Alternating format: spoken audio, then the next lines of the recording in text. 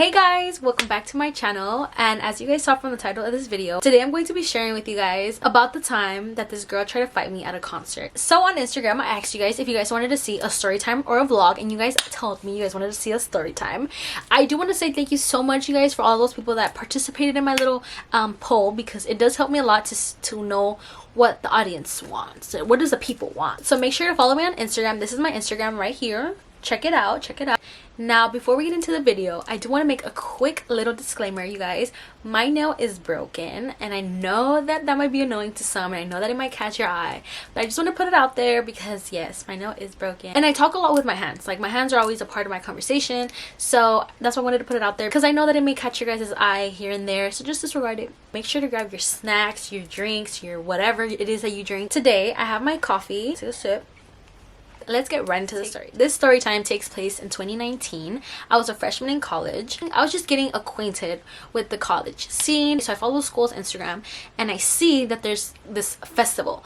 And I was like, oh, a festival. I go to my friend. I'm like, oh, what is this about? You know, what is this festival? She was like, yeah, they take artists. So it's like a concert slash festival and it's a great time. And then she also tells me that last year, the year before I was admitted into the school, Khalid actually performed there. The guy that sings Send Me Your Location. So he was there the year before that, and I was like, oh, that's so cool. Like I had mentioned, I was following their Instagram page, so I saw that Banda Limon was gonna be playing, and I don't really listen to banda, so then they had a special artist, and I was like, oh my god, who's the special artist? Like, who is this guy, you know? And I had no idea who it was because it was very much a secret up until maybe like a week before the festival. In the mix of everything, I also find out that you can invite someone that doesn't go to the school, so of course I'm like, a friend, you gotta come over, you know, it's gonna be a whole thing, you gotta go up. So I was able to get a bracelet from my friend. I was checking their Instagram kind of like constantly because I was like, who is this artist? Who is this artist that's gonna come over here and play? Like, I'm trying to find out.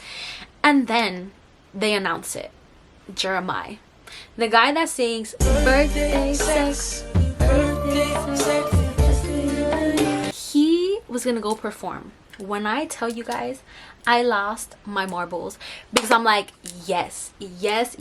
I love his music, you guys. I love his music. I'm not gonna be like, I'm a diehard fan, like, no, but I love his music. And specifically the song Planes. It was like a thing with me and this friend that I had in high school, and so it was a fun song that brought good memories, right? Because it was a good time when that song was, I guess, popping. So I want to say that the concert was gonna start at 9 o'clock, right?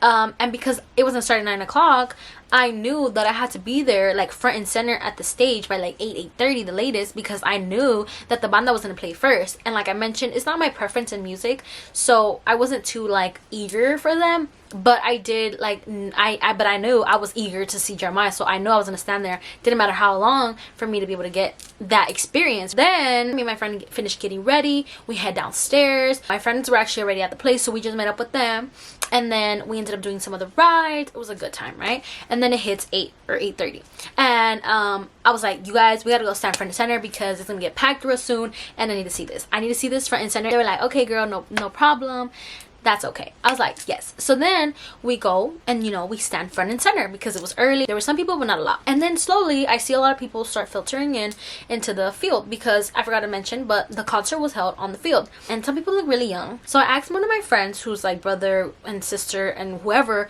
have been going to there. She then tells me that well, yeah, actually you could just pay at the entry, and it doesn't matter if you come here or not, you could just pay, and you're admitted in. And on top of that, if you are from the nearby high school, actually you don't even have to pay, you already get a free ticket in. I was like, girl, I thought it was exclusively for the students, but I guess not. Over time, right before it hits 9, there's a big crowd at the stage. I want to say that the banda performed for like 2 to 3 hours, you guys. It was the longest time of my life, especially because I was front and center. I was so deaf from this ear that I heard ringing even after the fact of the concert, but it was fine. It was fine because I was like, yes girl, doesn't matter to sacrifice your ears because you need to see Jeremiah perform. You need to feel that. You need to feel that energy. I want to say we're like 2 hours in, if not a little less, and there's a lot of people behind us now. It was halfway through the concert and people were starting to get crazy because people were drunk, people were getting rowdy. It was just a little messy. Just my luck, I was one of the people that had to get rowdy. The banda's playing. I don't know half of these songs, but I'm having a good time because yo soy de ambiente, and if it's a good ambiente, bitch, I'm good. I'm good. Like, we're having a bomb time.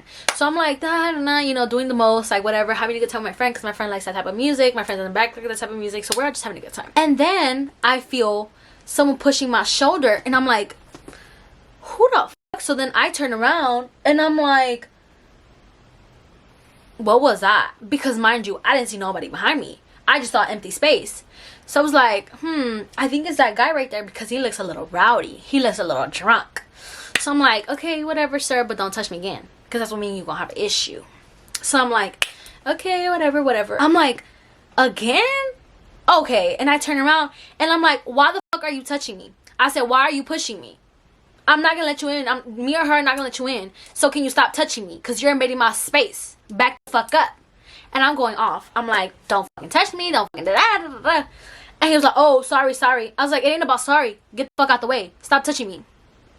Period. Don't touch me. Because one thing I don't like is people in my space. I'm sorry, but I didn't give you permission to touch me, to do all of that, because now you're pushing me. You're pushing me and it's pissing me off. Like, there's other people who you could get in between, and it ain't me or her. Because me and her, we're good. Thank you.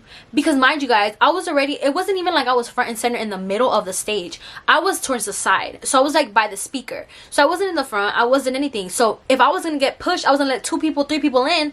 I was going to end up by the corner. And that's not what I was finna do. And I turned back around.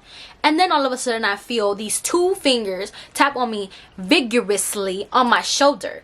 And then I turn around and then I hear this girl, mind you, slurring her words. I'm pretty sure she was drunk as fuck. And I'm like, what? I'm irritated because 1, I can't hear it. 2, she pissing me off. I don't know you, don't touch me. So then she was like, don't talk to my man like that, bitch. Fuck you, bitch.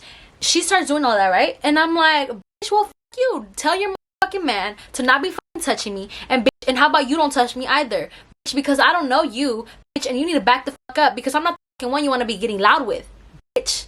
And she was like cussing me out. She was like, bitch, this, fuck you, this, because I'm going off too, right? I'm like, you got me fucked up. You got the right one. You got the right one. Her boyfriend is like holding her back, right? So her boyfriend got her like this, and she doing the most like, nah, like da da da. I'm like, bitch, what the fuck is you gonna do? I was like, what are you gonna do, bitch? And I'm in her face, right? Because her boyfriend is like holding her back. She's like doing the most, like, let me go. And I'm like, bitch, if you want to do something, you could do it. Matter of fact, bitch, because ain't nobody gonna stop you that hard. I'm sorry, but ain't nobody stopping you that hard. And I'm like, bitch, what's up? I was like, bitch, you ain't gonna do nothing. And then I hear my friend, like, because my friend was right next to me. My friend was like, how about you get your fucking man, bitch, and time to stop touching people? Maybe like that no one will cuss his ass out. I get it. You know, when you get drunk, there's a rowdy phase. There's a rowdy phase that you get. But bitch, you gotta be smart. Like, don't be trying to get rowdy with everybody, bitch, because it ain't gonna end up well. It's not. So she was like, you know, doing the most. And I'm in her face, mind you, because I can't hear it. So I'm yelling. At this point, I'm yelling. I'm doing all of this, right? I'm like, fuck you, bitch. Like, you ain't gonna do nothing. I all of a sudden feel a tap on my arm. I turn around and I see this guy, and he has like a clipboard and he has like the headset, and I had a feeling it was somebody from like security because mind you, I was front and center for like a long time, so I was seeing him walking back and forth. He was probably in charge of keeping control of everything so no one got too rowdy. And then he tells me, oh, is everything okay? And I'm like, yes. I just said these people, right? And as I'm looking back to say these people, they're gone, just like that, disintegrated, evaporated into the air. I was like, I said, there were some people right here that were just getting rowdy with me. He said, okay, let me know if anything else comes up. I said, okay, I'll let you know. The girl right here, the one that was right next to me, she was like, oh my god, girl, I'm so sorry that they did that. Like, that was so wrong of them, blah, blah, blah. I was like, girl, it's totally okay. Like, I don't like people touching me, so I was gonna let them know, like, what's up, because don't do that. And she was like, yeah, I know. She was like, that was really annoying. Like, why would they do that? I said, exactly. That didn't make no sense. And mind you, guys, I had been standing there for like an hour and a half to 2 hours just waiting for Jeremiah to perform. Did you think I was gonna let these 2 people ruin it for me? Of course not. Of course not. I was not gonna let that happen. And then the banda ended up finishing up their set, and then it was Jeremiah. You guys, I loved it. I loved it. And it was so funny, you guys, because Jeremiah actually threw dollar bills into like the crowd, and the security guard, she was like this tall lady with the heavy ass boots on, and when Jeremiah threw the money, she literally was running towards the money. So mind you, I'm kind of like in front of them, right? I'm in front of the security. As she runs, tell me where she steps on my foot. She steps on my foot with that heavy ass boot, and I end up pushing her, and I'm like, damn lady, watch out, you stepping on me. And then she just like, you know, did her little thing, got her money, and she was like, girl, I gotta get the money. It was honestly such a fun time aside from that, but I think it just added to the experience. I love Jeremiah. I actually got to touch him because towards the end of his set, he actually went by the railing and touched everybody's hand. It got a little crazy, yes, but it was amazing, you guys. I got to touch his hand. I loved it. I loved it. I loved it. I was keeping my eye open for them because I was like, okay, clearly these people left quickly, right? So obviously they knew that they had no business doing whatever the fuck they were doing because it was never that serious. If I said don't touch me, just don't touch me. Like, that's it. Like, I'm confused why he felt the need to tell his bitch something, because it was just don't touch me. I mean, I know I was rude about it, but it was because it was twice. It was twice, and he was a grown-ass man. But definitely, you guys, if someone pushes you like that, you better speak up. You better be like, excuse me. You don't have to be rude, but like, you know, if that's your nature, then that's your nature, and you could respond how you wish. If he wouldn't have pushed me twice, I would have been like, oh, you know, like, excuse me, sir, you're like pushing the fuck out of me, can you not? This ends my story time. I hope you guys enjoyed watching. I hope you guys enjoyed my little story time, the time I almost got in a fight with some girl. Don't forget to like and subscribe. Don't forget to turn on the bell notification so you guys are aware of every single time I post, and I'll talk to you guys next time. Bye guys.